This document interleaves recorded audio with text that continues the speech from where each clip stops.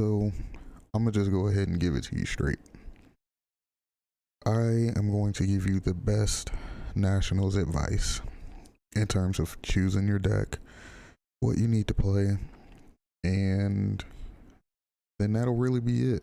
I thought about making some long series about what to play, what decks you should test, and all this other mess that would have been like 4 or 5, maybe 6 20, 30, 40 minute videos, long discussions, all of this different crap.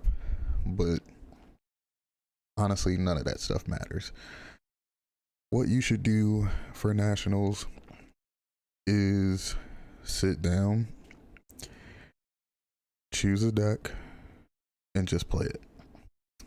Pick a deck that you know the ins and outs of. Pick a deck that you enjoy playing, that you can sit down for 6 to 8 rounds, because you never know with the undefeated rule, that you can play for 6 to 8 rounds and not feel terrible playing it. So whether that be Chris Keith, Janimba, whether that be Cell Surge, whether that be Gogeta Xeno, whether it be Kid Coup, just pick a deck, play it, have fun. That's honestly the best advice I can give for Nationals. When it comes to testing for Nationals, test against everything. Even if the strategy or deck you think is jank, it has some disgusting, terrible matchup with Hachiak, Gogeta Xeno, even Hand Destruction. It could have a million different terrible matchups.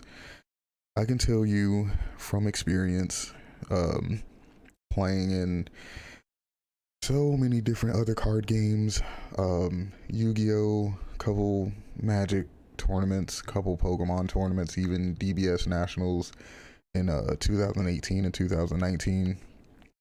People will play the best deck. People will play the most degenerate decks, the most consistent decks, decks with the most tops. But overall, a lot of people just pick what they're used to. They pick what they're most comfortable with. For me, if I was to pick a deck that I am most comfortable with playing, it would honestly just be Kid Coup. I'm not saying that I am taking Kid Coup to Nats, but I would rather pick a deck that I'm more comfortable with and test it against every single thing in the format, see what my best matchups are, see what my worst matchups are, see what my 50-50s are, then to struggle and do all this work and I might want to play blue, but blue has a terrible matchup against Hand Destruction. Just play blue. If you like blue, if you like Soul Striker, if you like SS4, if you like Janimba, if you like Kaba, play it. Test all your bad matchups. Even test your good matchups. That's just do it. One thing I can say also, from going to as many Nationals that I've gone to,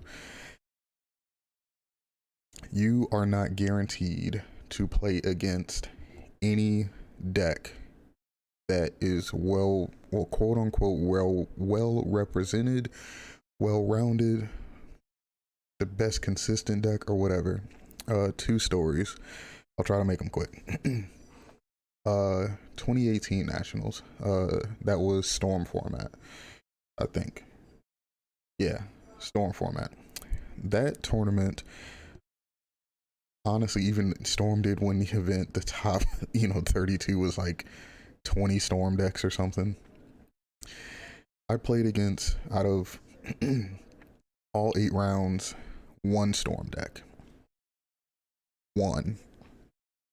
And that was round, I think 2 or 3. I played against 1 Storm deck, like 2 Shenrons, Frieza, U7 Frieza. You know, shout out to Sublet for yeah. I played against Harudagon, I think, Janimba. Like I played against like 6 or 7 different decks that event. I like 5, maybe 6, 7 different decks that event. Fast forward to 2019, which was Shenron and, you know, Yellow Broly. I played against like 3 Yellow Brolys, and I want to say like 3 or 4 Yellow Brolys, and I played against 2 or 3 Shenrons out of a 8-round tournament. I think I only played against like 1 different deck that entire event. So in one event, I played against the best deck in the room once. In the other event, I played against the 2 best decks in the room 3 to 4 times, you know, each. So for most of us, we're not gonna top. It's currently top 16. Hopefully they boost it to top 32.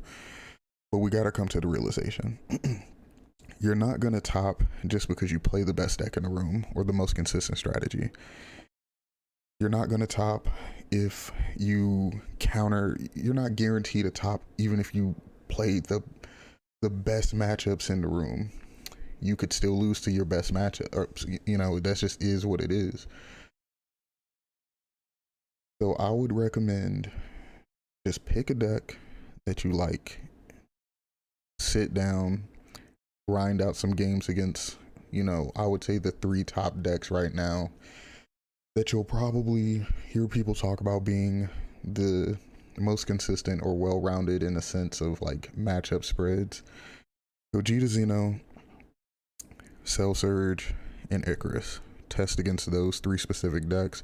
You got a control hand destruction deck, you got a mid-range deck being Icarus, and you got an aggro deck being Gogeta. Those are 3 pretty good, well-rounded strategies, well-rounded decks. And then after you understand which 2 out of those 3 you beat the most, you decide for what is your worst matchup out of those 3.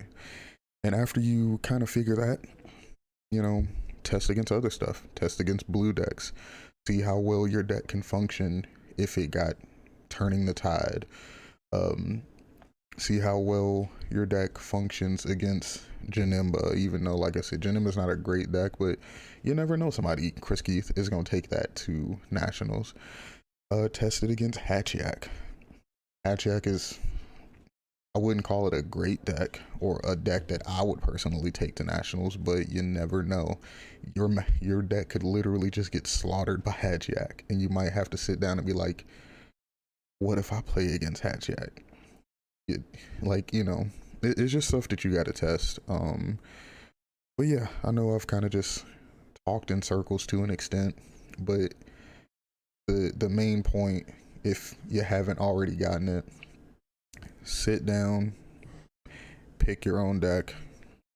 Don't let outside voices influence your choices. Do what you think is best for you. So, with all that being said, that is my advice for Nationals to you, and I think that's gonna be all that I'm gonna talk about for Nationals. I want to do some other stuff. I have a lot of stuff planned that I'm just doing in the back end, and once I get done with that, we'll start with some pretty entertaining content. Peace.